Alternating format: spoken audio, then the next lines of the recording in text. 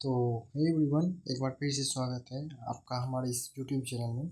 आज हम पंचायती राज को डिस्कस करेंगे। ठीक है, पंचायती राज क्या होता है, पंचायती राज व्यवस्था कब लागू हुआ भारत में, सारी चीज़ को हम देखने वाले हैं। बिल्कुल क्रोनोलॉजिकल सिस्टम से बोले तो एक एक पॉइंट आपको बिल्कुल रिलेट करके देखना है। ठीक है, सिर्फ आपको फैक्ट के पीछे नहीं भागना है। ये बहुत ज़्यादा आपका हेल्पफुल होगा सभी एग्ज़ामों के लिए। और एक बार कॉन्सेप्ट जब बन गए तो आप किसी भी बुक से आप उस फैक्चुअल चीज़ को उससे जोड़ सकते हो। नहीं तो आप कमेंट में बताना, मैं ज़रूर उस पर भी एक वीडियो ले आऊँगा। ठीक, तो हम पंचायती राज व्यवस्था को आज पूरी तरह से डिस्कस करने वाले हैं। ये पंचायती राज व्यवस्था क्यों लाया गया, पहले वो देखें। आखिर पंचायती राज व्यवस्था में होता क्या है। जैसा कि आप लोगों को पता है कि पंचायती राज व्यवस्था में सबसे पहले तो पंचायत का वर्णन किया है। पंचायत क्या होता है कि देखो, स्थानीय स्वशासन के नाम से इसे हम ऐसे जानते हैं संविधान के अनुसार, लेकिन आम भाषा में हम बोलें तो स्थानीय लोग जो होते हैं, गांव के जो लोग होते हैं, वो खुद से अपने जो समस्याएं होती हैं उसके बारे में निर्णय ले सके। हमारे देश में जो संभवी समस्याएं होती, चाहे वो सड़क की हो, चाहे वो स्वास्थ्य की हो, या फिर चाहे वो शिक्षा की हो, वो सारी समस्या के लिए हम किसको विलेम करते हैं, सरकार को विलोम करते हैं ज़्यादा से ज़्यादा, कि हम सरकार ये नहीं कर रही है, ये नहीं कर रही है। ठीक है, तो ऐसे में क्या हुआ कि एक परिकल्पना है, ये क्यों ना हम स्थानीय जो गाँवों में जो समस्याएं होती है उसके लिए एक ऐसा चीज़ किया जाए कि गाँव के लोग खुद ही अपना जो भी चुनौतियां होती है, समस्याएं होती है, उसका वो खुद भी ही निर्णय ले सके और खुद ही ठीक कर ले। तो ऐसे में क्या होगा कि सत्ता का इसमें विकेंद्रीकरण भी हो रहा है, कि मतलब शक्तियाँ जो है केंद्र वो पंचायतों को दे रही है, मतलब कि स्थानीय लोगों को दे रही है। और ऐसे में क्या होता है कि सरकार जो है हमारे देश की जो भी सरकार है, राज्य स्तर पर, केंद्र स्तर पर, उस पर थोड़ा सा बोझ भी कम पड़ रहा है। और चूंकि हम लोकतांत्रिक देश में रहते हैं, और लोकतांत्रिक देश में रहने से हमारा सबसे बड़ा महत्वपूर्ण होता है कि जो सत्ता का जो है विकेंद्रीकरण की हो। विकेंद्रीकरण से तात्पर्य है कि सत्ता सिर्फ एक जगह पर सीमित ना हो, वह विभिन्न विभिन्न क्षेत्रों, विभिन्न विभिन्न भागों, विभिन्न विभिन्न जो भी होती है उसमें विभाजित हो। यानी कि एक जगह केंद्रीकरण का सिद्धांत कभी भी लोकतांत्रिक सिद्धांत नहीं होता, ये आप जो ध्यान रखें। चाहे वो धन का संकेंद्रण हो, ये भी लोकतंत्र में नहीं हो सकता है। धन का संकेंद्रण भी नहीं, शक्ति का संकेंद्रण भी लोकतंत्र में नहीं हो सकता है। लोकतंत्र का मतलब ही होता है लोगों का तंत्र, यानी कि ज़्यादा से ज़्यादा चीज़ जितने लोगों के पास हो। ठीक है, तो इसीलिए पंचायती राज व्यवस्था का एक परिकल्पना था, और इस परिकल्पना को भी हमारे जो राष्ट्रपिता हैं महात्मा गांधी, उन्होंने भी देखा था। उनके अनुसार ग्राम स्वराज एक परिकल्पना था कि आप लोगों को पता है कि महात्मा गांधी ने कहा था कि जो हमारा देश है, भारत है, वो गाँवों में बसता है। और गाँवों में बसता है तो इसका तात्पर्य ये हुआ कि गाँव की जो समस्याएं हैं वो गाँव के खुद लोग ही सुलझाएंगे ना। तो ऐसे में ग्राम स्वराज का स्वप्न देखे थे महात्मा गांधी जी ने भी, जिसके बाद स्वतंत्रता के बाद जब हमारा संविधान लिखा जा रहा था तो इसको आप अनुच्छेद 40 में भी देख सकते हैं। ठीक है, जो कि लोक कल्याणकारी राज्य के लिए रखा गया था। ठीक है, डीपीएसपी के अंतर्गत। तो आइए हम पूरी अच्छा से समझते हैं।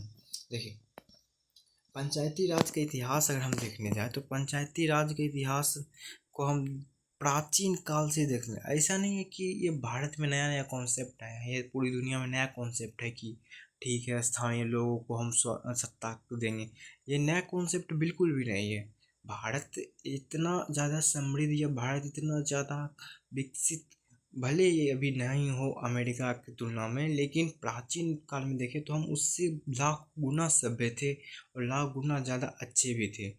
देखिए, प्राचीन काल में ही हम लोग के यहाँ स्थानीय स्वशासन को जो भी चलते थे उनका हमें एक वर्णन मिलता है। ठीक है, उसके बाद जो समितियाँ बनी, फिर उसके बाद 73वां संविधान संशोधन जो फाइनली हो जाता है, उसके बाद उसे संवैधानिक दर्जा दिया जाता है। ठीक है, इस सारे चीज़ को देखने वाले हैं। चलिए, सबसे बात करते हैं कि प्राचीन भारत की। देखिए, प्राचीन भारत में जो है ऋग्वेदास में है भी कि सभा और समिति का उल्लेख किया गया है, ठीक है। और चोल साम्राज्य में भी हमें इस शिलालेखों से यह पता चलता है कि वहाँ पर स्थानीय स्वशासन नाम की चीज़ें थी। आप सोच सकते हैं कि एक राजा के टाइम में एक ऐसे टाइम जहाँ पर राजा ही सब कुछ होते थे, उस टाइम पर भी स्थानीय स्वशासन नाम की कोई चीज़ थी। सोच सकते हैं आप भी, कितना बड़ी बात है। आप मान लीजिए किसी क्षेत्र के राजा हैं और आप राजा होते हुए भी कुछ ऐसे क्षेत्रों को आप शक्तियाँ दे रहे हैं वो अपना निर्णय ले सकें, तो ये बहुत बड़ा बात था हमारे प्राचीन भारत में, जो हमारे प्राचीन भारत को और ज़्यादा खूबसूरत बनाती है, ठीक है। अब देखते हैं हम ब्रिटिश काल में, जो कि आपको पता है कि भारत इस काल में का क्या दशा दिशा रहा है, ठीक है। ब्रिटिश काल में देखते हैं लॉर्ड रिपन, ठीक है, लॉर्ड रिपन, इसे स्थानीय स्वशासन का जनक भी कहा जाता है, ठीक है। अब क्यों कहा जाता है स्थानीय स्वशासन का जनक, वो हम देखते हैं। दरअसल क्या हुआ था, 1882 में लॉर्ड रिपन ने एक प्रस्ताव पारित किया था। इसके अनुसार क्या था कि तालुका बोर्ड और जिला बोर्ड की स्थापना की गई थी, जो कि क्या काम करते थे कि जैसे मान लीजिए जिला में कोई कचरा का प्रबंधन है, या फिर अवशिष्ट प्रबंधन जो हम बोलते हैं, कचरा प्रबंधन, या कोई पेयजल की जो पानी व्यवस्था होती है उसे देखने के लिए कुछ परिषदों का गठन किया गया था। इसीलिए एक प्रस्ताव लाया था यह लॉर्ड रिपन, ठीक है। इसलिए इसे स्थानीय स्वशासन का जनक भी कहते हैं, ठीक है। अब देखते हैं स्वतंत्रता के बाद। आपको पता है कि ब्रिटिश काल में ही भारतीय क्रांतिकारी अपनी आज़ादी की मांग करती थी। आज़ादी की मांग करते करते ये भी समझ आया कि हमें किस तरह से भारत का निर्माण करना चाहिए। सिर्फ आज़ादी ही तो हमें नहीं चाहिए ना, आज़ादी के साथ हमें किस तरह का भारत चाहिए, किस से हम भारत को बनाएंगे, किस दिशा में ले जाएंगे, उसका भी निर्णय लेना था। तो ऐसे में संविधान लिखा गया, और इसी संविधान में आपको देखने को मिलेगा अनुच्छेद 40 यानी कि नीति निर्देशक तत्वों में कि संविधान में पंचायती राज व्यवस्था का उल्लेख किया गया है, ठीक है। लेकिन ये कहाँ था, नीति निर्देशक तत्व। अब नीति निर्देशक तत्व क्या होता है, शॉर्ट में समझिए। देखिए, नीति निर्देशक तत्व का मतलब होता है कि राज्य इसके लिए बाध्यकारी नहीं है, राज्य जब चाहे तब इसे लागू कर सकते हैं। आपने मूल कर्तव्य भी और मूल अधिकार इन सब के बारे में जरूर सुने होंगे, लेकिन मूल अधिकार क्या है कि ये बाध्यकारी हैं, नागरिकों को मिले हुए हैं। इसे न्यायालय से आप न्यायालय के द्वारा लागू करवा सकते हैं, लेकिन डीपीएसपी के साथ ये चीज़ें नहीं होती है। डीपीएसपी राज्य पर छोड़ दिया गया है। राज्य पर इसलिए छोड़ दिया गया है क्योंकि उस टाइम जब भारत आज़ाद हुआ था तो डीपीएसपी में जितने भी प्रावधान थे, जितने भी चीज़ें कही गई थी, उस टाइम पे अगर राज्य के लिए बाध्यकारी बनाया जाता तो शायद राज्य इसे पूरा नहीं कर पाता। क्यों? क्योंकि उस टाइम पर भारत के पास संसाधन की बहुत ज़्यादा कमी थी दोस्त, ठीक है। अब आते हैं आधुनिक युग में, मतलब कि हमारे समय में क्या हुआ, 1993 में एक संविधान संशोधन हुआ, 73वां संविधान संशोधन। इसके बाद क्या हुआ, इसे संवैधानिक दर्जा दिया गया। किसको? पंचायती राज व्यवस्था को संवैधानिक दर्जा देने से क्या फ़ायदा हुआ, ये समझो पहले। देखो, इससे पहले क्या था कि जब 2 अक्टूबर 1959 को जवाहरलाल नेहरू ने राजस्थान के नागौर जिले से पंचायती राज व्यवस्था की शुरुआत की थी, तो उस टाइम पे बहुत अच्छा था कि हाँ चलो पंचायती राज व्यवस्था शुरू हो गई है, सभी लोग इसे अपनाएंगे, सभी राज्य अपनाएंगे। कुछ राज्यों ने अपनाया भी, वो अपने जगह पे लागू भी किया, लेकिन हुआ क्या कि कुछ राज्यों ने लागू तो किया, लेकिन इसका नियमित रूप से चुनाव नहीं करवा रहे थे। जब मन किया चुनाव करवा रहे, जब मन किया पंचायती राज व्यवस्था को भंग कर दिया। मतलब कोई भी इसका सोर्स नहीं था, इसको क्या कार्ड करना है पंचायती राज व्यवस्था को, ये कुछ भी चीज़ डिसाइड ही नहीं थी। मतलब एक असफल योजना जैसे लग रही थी पंचायती राज व्यवस्था। असफल नहीं कहेंगे, लेकिन पूरी तरह से भी सफल नहीं था ये। मतलब कोई कुछ था ही नहीं कि क्या बोले इसको हम, पंचायती व्यवस्था लागू है सही ढंग से नहीं है, ऐसा कुछ हो ही नहीं रहा था। ऐसे में क्या हुआ कि सबसे पहले देखो इसका प्रयास राजीव गांधी ने किया था 64वां संविधान संशोधन ला के। वह लोकसभा में तो जरूर पारित हो गया, लेकिन राज्यसभा में वह प्रस्ताव गिर गया, तो वो तो समाप्त हो गया। लेकिन जब पीवी नरसिम्हा राव जी आए प्रधानमंत्री के रूप में तो 73वां संविधान संशोधन लाए, लोकसभा से भी पारित कराएं और राज्यसभा से भी पारित कराएं, जिसके बाद 24 अप्रैल 1993 को यह पूरे देश में लागू हो गया और इसे संवैधानिक दर्जा मिल गया।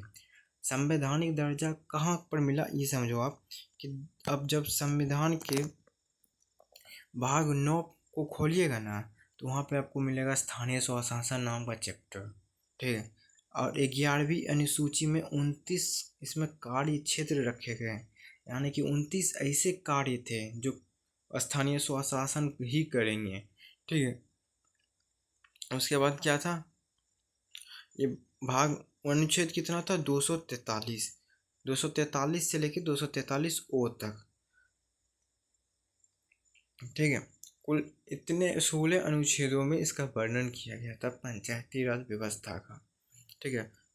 प्रधानमंत्री कौन थे इस टाइम, पीवी नरसिम्हा राव जी।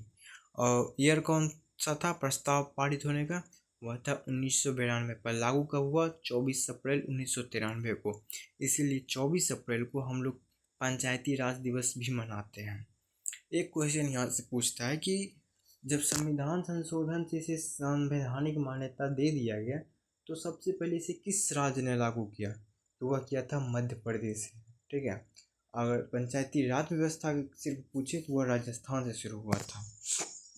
देखिए इसमें सबसे बड़ी महत्वपूर्ण भूमिका निभाई थी 1957 की बलवंत राय मेहता। देखिए आपको जैसा कि बताया मैंने कि 1952 में जवाहरलाल नेहरू ने सामुदायिक विकास कार्यक्रम फोर्ड फाउंडेशन की मदद से शुरुआत की थी और भी अन्य भी ऐसे कई ऐसे कार्य किए जिससे कि स्थानीय रूप से जो सशक्त किया जाए, गाँवों को सशक्त किया जाए, क्योंकि उस टाइम पे भारत पूरी तरह से शहरीकरण में तो था नहीं, जितना भी है गाँव ही सबसे ज़्यादा थे। तो ऐसे में शहरों के बदले गाँवों को सशक्त बनाने के लिए विभिन्न रूप से कार्यक्रम चलाए गए जवाहरलाल नेहरू के द्वारा, लेकिन वो कार्यक्रम ज़्यादा सफल नहीं हो पाते थे। इसकी समीक्षा के लिए एक कमेटी का गठन किया गया श्री बलवंत राय मेहता की अध्यक्षता में, ठीक है, 1957 में। इन्होंने अपनी रिपोर्ट में कहा कि गाँवों को अगर हमें सशक्त बनाना है तो पंचायती राज व्यवस्था को तो ठीक है लाना ही होगा, लेकिन वो 3 स्तर पे हो, ठीक है। अब त्रिस्तरीय पंचायती राज व्यवस्था क्या होगा इसे मैं आगे समझाऊंगा, ठीक है, बिल्कुल डायग्राम से आप टेंशन मत लो। तो बलवंत राय समिति ने यहाँ तो सिफारिश कर दिया कि 3 स्तरीय हो। उसके बाद क्या होता है कि एक और समिति आती है 1977 में, अशोक मेहता समिति। इन्होंने भी कहा कि पंचायती राज व्यवस्था होना चाहिए, इन्होंने भी अनिवार्य रूप से बोला, लेकिन ये क्या बोले कि ये 3 स्तरीय ना हो के 2 स्तरीय हो, ठीक है। इसमें क्या फ़र्क है वो भी हम देखेंगे, ठीक है। उसके बाद 1985 के जीवी राम समिति और उसके बाद 1986 के ये सिंघवी समिति, ये बहुत ज़्यादा इम्पोर्टेंट है आपके लिए।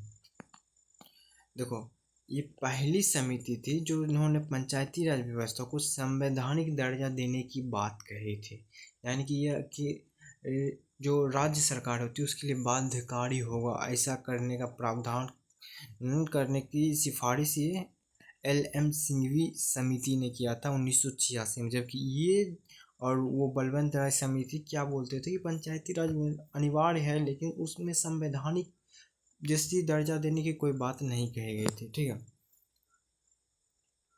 अब देखो ये समझो कि त्रिस्तरीय पंचायती राज व्यवस्था क्या होता है और क्या सिफारिश की थी श्री बलवंत राय समिति ने, ठीक है। तो देखो एक जिला परिषद होगा जो जिला स्तर पर होगा सबसे ऊंचा, उसके बाद ब्लॉक स्तर पे क्या होगा पंचायत समिति, और ग्राम स्तर पर क्या होगा ग्राम पंचायत, ठीक है। यही थी त्रिस्तरीय पंचायत समिति। आई होप ये वीडियो आपको पसंद आया होगा यहाँ तक, तो बताना कमेंट में, ठीक है, कैसा लगा, और ज़्यादा से ज़्यादा सपोर्ट करो। मिलते हैं अगले वीडियो में, तब तक के लिए जय हिंद।